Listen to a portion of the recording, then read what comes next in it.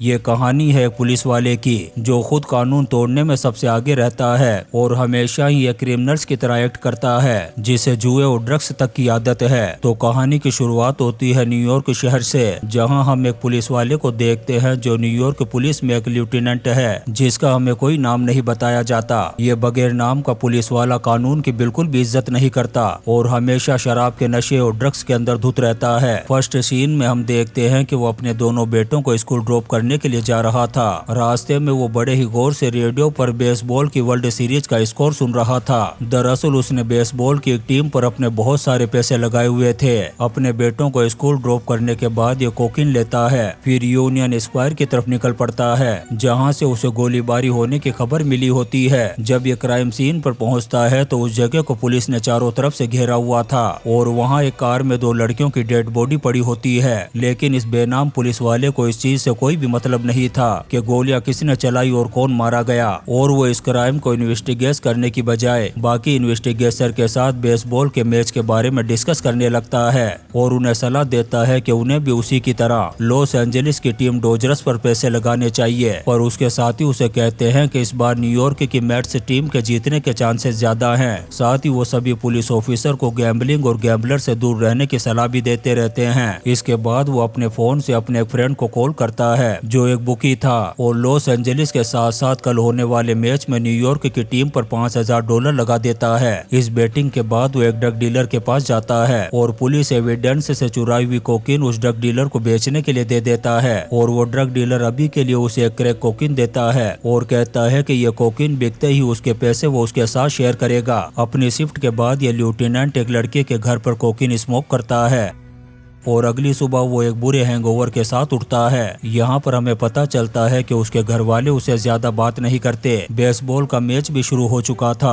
और वो टीवी पर उस मैच को देख कर के बहुत खुश होता है। दरअसल उसे पूरा यकीन था कि उसकी फेवरेट टीम ही जीतेगी। फिर रात को वो एक और क्राइम सीन पर जाता है जहाँ पर किसी गैंग ने एक ड्रग डीलर को गोली मार कर के मौत के घाट उतार दिया था। जब ये उसकी कार को चेक करता है तो उसकी सीट के नीचे इसे 1 kg कोकीन मिलती है जिसे वो चुपचाप अपने कोट के अंदर छुपा लेता है। लेकिन तभी अचानक से वो कोकीन स्लिप होकर के उसके कोट से नीचे गिर जाता है। तब वो बाकी ऑफिसर्स के सामने ऐसे एक्ट करता है जैसे कि ये कोकीन कार में से गिरी हो। फिर वो बाकी डिटेक्टिव को उस ड्रग को सीज करके एविडेंस लॉकर में डालने का ऑर्डर देता है। उसकी ज्यूरिसडिक्शन में एक चर्च के अंदर एक नन के साथ हुए घिनौने काम का केस उसे मिलता है और उसे बताया जाता है कि स्पेनिश मेजोरिटी एरिया में 2 लड़कों ने मिलकर के पहले तो चर्च में चोरी की, फिर नन को पकड़ करके उसके साथ गलत काम कर दिया। वो दोनों लड़के फरार है। ये केस बहुत ही ज्यादा सेंसिटिव होता है और एज इन्वेस्टिगेटर वो उस हॉस्पिटल में जाता है जहां पर उस नर्स को मेडिकल एग्जामिनेशन के लिए एडमिट किया गया था। उस नन को देख कर के उसे पता चलता है कि विक्टिम की एज बहुत कम है और वो डरी और सहमी सी लड़की पुलिस से कोई भी बात नहीं करना चाहती। इतनी कम उम्र और खूबसूरत नन को देख कर के इस बेनाम पुलिस वाले की नीयत खराब होने लगती है। उसके मन में गलत गलत ख्याल पैदा होने लगते हैं। फिर वो एक सुनसान ट्रैफिक स्टॉप पर 2 अंडर एज लड़कियों को रोकता है जो बिना लाइसेंस के अपने फादर की कार को ड्राइव कर रही थी। वो उन दोनों लड़कियों को अरेस्ट करके पुलिस स्टेशन ले जाने की धमकी देता है। ये सुनकर के वो लड़कियां बुरी तरह से डर जाती है। तब ये उनके डर और घबराहट का फायदा उठाते हुए उन्हें अरेस्ट न करने का प्रॉमिस करके उनके साथ गलत काम करता है। इसके बाद वो उन्हें यहाँ से जाने देता है। अब वो उसी चर्च में पहुँचता है जहाँ पर चोरी और उस नन के साथ घिनौना काम हुआ था। क्राइम सीन को देख कर के वो बहुत ज्यादा अपसेट हो जाता है क्योंकि वो खुद कैथोलिक था और उसे उन रेपिस्ट लड़कों पर बहुत ज्यादा गुस्सा आता है। फॉरेंसिक टीम भी वहाँ पर एविडेंस कलेक्ट कर रही होती है। फिर उस नन को स्टेबल हालत में देखकर कुछ पुलिस वाले और चर्च का फादर उससे पूछताछ करता है। वो नन अपने साथ हुए इस घिनौने काम के बारे में कोई बात नहीं करती। वहीं इस बेनाम लेफ्टिनेंट को कार ड्राइव करते टाइम पता चलता है कि जिस टीम पर उसने सबसे ज्यादा पैसे लगाए थे वो हार गई है। इस बैड न्यूज को सुनते ही वो अपने कार के रेडियो पर ही गोली चला देता है। यहाँ तक कि वो उस टीम को भी गंदी गंदी गालियां देने लगता है। अगले दिन चर्च में उसके एक फैमिली फंक्शन में उसका वो बुकी फ्रेंड उसे मिलने के लिए आता है जिसने उसके लिए लिए मैच पर पैसे लगाए थे वो उससे हारे हुए पैसे देने के लिए कहता है, पर यह बेनाम बादशाह कल के मैच में उसे कल से भी डबल पैसे लगाने के लिए कहता है, क्योंकि उसे यकीन होता है कि कल के मैच में न्यूयॉर्क की टीम हारने वाली है। वो बुकी फ्रेंड उसे वार्न करता है कि वो जिस बड़े बुकी के लिए काम करता है, अगर उसे अपने पैसे नहीं मिले तो तुम्हारे पुलिस वाले होने के बावजूद वो तुम्हारे घर को बॉम्ब से उड़ा देगा। तब ये अपने बुकी फ्रेंड को यकीन दिलाता है कि बेट से लगाने के लिए उसके पास पूरे पैसे हैं। फिर वो उसी चर्च में पहुंचता है जहां पर वो नन कन्फेशन बॉक्स में होती है, जहां पर उसे पता चल जाता है कि वो नन उन लड़कों के चेहरों को पहचानती है, मगर वो उनके खिलाफ कोई भी एक्शन नहीं लेना चाहती, क्योंकि उसके मुताबिक जीसस सबको माफ करने की शिक्षा देते हैं। नन की बातें उसे बहुत ही ज्यादा परेशान करने वाली लगती है। दरअसल वो खुद भी रोजाना बहुत सारे पाप कर रहा था, यहाँ तक कि उसे श्योरिटी होती है कि वो इतने बड़े बड़े क्राइम कर चुका है कि भगवान उसे कभी भी माफ नहीं करेगा। फिर एक बार में ड्रिंक करते वक्त वो एक वर्ल्ड सीरीज का सेमीफाइनल मैच देख रहा था, जिस पर उसने इस बार पहले से भी ज्यादा पैसे लगाए होते हैं, लेकिन उसकी फेवरेट टीम हार जाती है। पर इस बार वो उसके हारने पर कोई भी रिएक्शन नहीं देता और ड्रिंक खत्म करने के बाद चुपचाप बार से बाहर चला जाता है। यहाँ से वो एक डिस्को में पहुँचता है और एक ड्रग डीलर से थोड़ी कोकीन मांगता है। फिर उसकी मुलाकात उसी बुकी फ्रेंड से होती है जो उसे अपने पैसे मांगता है। तब वो उसे यकीन दिलाता है कि जल्दी ही वो उसे पैसे लौटा देगा। फिर वो उसी नंबर पर अपने हारे हुए अमाउंट के डबल बेट लगाने के लिए कहता है, पर उसका बुकी फ्रेंड अब आगे उसकी कोई भी बेट लगाने से साफ साफ मना कर देता है। उसका फ्रेंड उसे याद दिलाता है कि वो ऑलरेडी $30,000 हार चुका है जो उसने अब तक पे नहीं किए, और उसका बॉस एक बहुत ही ज्यादा खतरनाक आदमी है। अगर जल्दी उसे पैसे नहीं मिले तो वो तुम्हारे पिछवाड़े में ईरानियन रॉकेट डालकर के तुम्हें ऊपर पहुंचा देगा, इसलिए आगे कोई भी बैटिंग करने से पहले तुम्हें $30,000 पे करने होंगे। इसके बाद वो उस ड्रग डीलर के पास जाता है जिसे उसने पुलिस एविडेंस लोकर के कोकीन निकाल कर के बेचने के लिए दी थी। वो ड्रग डीलर उसे एक बॉक्स में $30,000 देता है। पैसे अरेंज होने के बाद वो अपने उसी फ्रेंड को कॉल करके बताता है कि उसने पैसों का इंतजाम कर लिया है और वो इस बार फाइनल गेम में $1,00,000 बेट लगाना चाहता है। वो आदमी उसकी बेट लगाने के लिए तैयार तो हो जाता है, पर वो उससे कहता है कि वो बेट प्लेस करने से पहले उससे फेस टू फेस मिलना चाहता है। फिर ये दोनों कल मेडिसन गार्डन में मिलने का प्लान करते हैं। कॉल खत्म करने के बाद वो अपनी उसी गर्लफ्रेंड के साथ ड्रग्स लेने के लिए जाता है और इस बार अपनी गर्लफ्रेंड के कहने पर हीरोइन स्मोक करने की बजाय उसे अपनी बॉडी में इंजेक्ट कर लेता है और बुरी तरह से नशे में खो जाता है।